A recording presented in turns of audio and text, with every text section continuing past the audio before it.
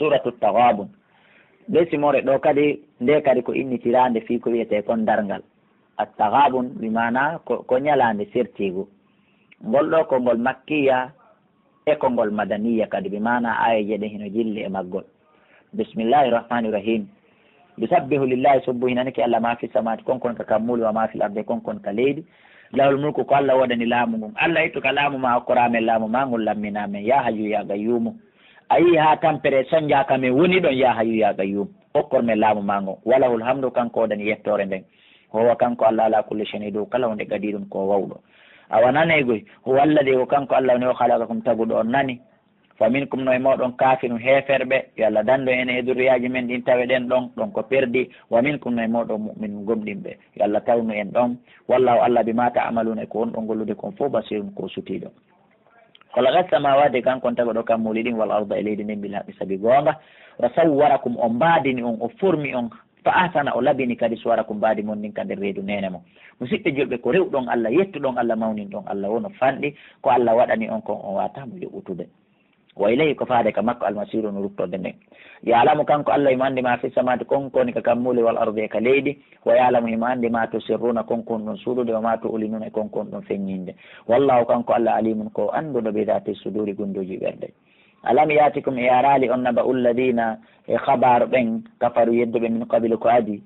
e awa min yeeto on nani fi yon joƴu e maɓɓe ɓen yedduɓe ko adi fa daɓuɓe dekkino wa bala amrihim bonɗum fiyake maɓɓe ɗen golle maɓɓe bonɗe ɗen walam nawdani ɓe adabu lette alimin muusiɗe joƴe e maɓɓe yandi watan heɓu sifa ko ɓe heeɓi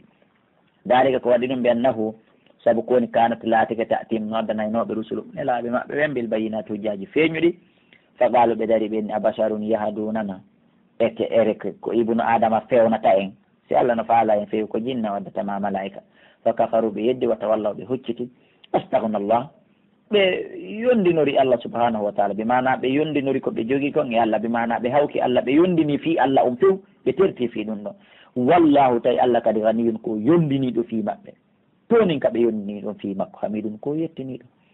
Za'ama alladina feni ɓen kafaru yedduɓe ɓe inni Allah yub'athuɓe immintintat ɓula alam ɓe bala ko fenade wa rabbi mi wondiri joomi Allah tub'athunna on immintinte ha gayna thumma latunabba'unna retti humpite ɗon bima amilton saabu konko laatino ɗon e ɗon golla ka aduna wa dhalika wuri waɗugol ɗum alallahi kala yasirun kone wani ɗum mo metta fin wanimo wa kum bonjour faminu billahi so jaaɓi gomɗine Allah musidɓe an julɓe so jaaɓi gomɗine Allah wa rasuli e nelaɗo makko o wannuri e o annora bi mana nde alqur'anare alladi nde anzalna nde min jippini gomɗineɗi wallahu Allah bima ta'malun kon ɗon gollude kon fof habirun ko humpitiɗo hunde o majjaka na fi de ɓaamo fankima ɓa o nanguitiraɗe fo himo andi yawma yajma'ukum ñande o muɓidiru en li yawmil jam e ñalande muɓodiral ɗum ko ñalande dargal dalika yawmu tahabun a ko nden ñalande woni ñalande sertigo bi mana ɗum ɗon kadi ɗum ɗon kadi ko inde ñalande dargal dalika yawmu tahabun ko nden ñalande woni ñalande sertigo yawmul jam'i yawmul hashri yawmul qiyama yawmul tahabun fumu ɗum ko inde bimana e ñalaɗe dargal yuhbinul kafiru bi nafsihi bimana ko ñalande nde kefeero aybinta hoore mum ahlahu e ɓeygore makko nde wa hadami e kurkadu makko nde wa manaziluhu e galle makko ɗin fil jannati kal aljanna wa yarithul mu'minu gomɗinɗo on bimana ronamo wa yuqalu wi'ama yuhbinul mu'min ka gomɗinɗo on bimana wirnoto alkafiru he kefeer on mbi ahli ɓeygure makko nde wa manazili bimana e galle makko ɗon no wiye ñalande wirnagol iwa e galle mum julɗo on ka wirnoto iwa e galle mum ɗen ka yiite ara e galle mum ɗen ka aljanna ñalande nde kefeer on wirnoto iwa e galle mum ɗen ka yiite ara e galle mum ɗen ka aljanna julɗo rona galle makko ɗen ka aljanna no wiye kadi ñalande settigo fo muɗum no selli ka tafsir wa man yu'min billahi kala gonɗinɗo Allah wa ya'mal salihan o golli golle moƴƴe sikke o ala yukaffir ano Allah hoɓɓita itta e makko sayi'ati bakkatuji makko ɗi wa yudkhilu Allah naadaymo jannatin aljannaji tajrino ila min tahti ha sengol e majji al anharu canɗi khalidina koɓe luttinteɓe fiha nder toon abadan dhalika al fawzul azim ko ɗum ɗo en malal mawnu ngal yo Allah okkor en ngal walladina kafaru ɓen yedduɓe wa kaddabu ɓe fenni bi ayatina ayaji amen ɗen ulaika ɓen ɗon ashabun nar ko ɓe woni yimɓe yiite ngen khalidina koɓe luttinteɓe fiha e nder yiite ngen wa bi'sal masiru e yiite ngen boni ruttorde ma asaba heɓata waɗata min musibatin immorde e masiba ka leydi ɗo illa bidinillah sona e dunga e Allah haray ko Allah hoddiri wa man yu'min billahi kala gomɗinɗo Allah yahdi galbahu Allah fewna e ɓernde makko nden Allah fewna e ɓernde makko nden tindinande e huugol ko moƴƴi tun kono ko sardi ko ya gomɗin Allah walla Allah bi kulli shay'in kala hunde alimun ko anduɗo on torama on jeejama watullah ɗofte Allah saabu gollugol ko yamiri e accugol ko haaɗi watu rasula ɗofte ɗon nelaɗon fa inta Allah tun son hucciti on salike ko hoore mon lorruɗon saabu faame fa innama ala rasulina minen ko fawi nelaɗo amen albalakul mubin ko yettingol ɓangina na jokkugol on forcé yo on jaaɓu Allahu Allah la ilaha ala reweteɗo e gonga illa wa sona kanko Allah wa ala llahi ka Allah subhanahu wa ta'ala falyatawakkalil mu'minun woni ko gomɗiɓe ɓen hani hoolorde yo Allah waɗen hooloroɓe ka Allah tedduɗo towɗo on ya ayyuha alladina ala dalik ko onon yo ɓe amanu gomɗinɓe inna min azwajikum ande hino toon yoga e sonnaɓe mon ɓen naaɓe fowgoy kono yoga e sonnaɓe moɗon ɓen no toon wa awladikum e ɓiɓɓe moɗon ɓen ɗon kadi naaɓe fof kono yoga e mum no toon adu wallakum ko ɓe ayɓe mo on fahdaruhum rena e maɓɓe moƴƴano woɓɓe Allah no jarriboɓe tawa ɓiɓɓe maɓɓe ɓen fof e ɓeygure maɓɓe nden fof hara hay goto tawaka e ɓeeɗo woɓɓe kadi Allah no jarriboɓe ɓiɓɓe ɓen e ɓeygure nden fof fayda hara ko ɓeeɗo woɓɓe kadi Allah no jarriboɓe hara ko Allah daali kon tigui ko seeɗa e mum ta rewɓe ɓen ko seeɗa woni toon ɓiɓɓe ɓen kadi ko seeɗa woni toon haray reneɓe hiɗa andira ɓe kala sonnajo ma mo udditanta hoɓɓe ma ɓen e musidal maɗa ngal yiitere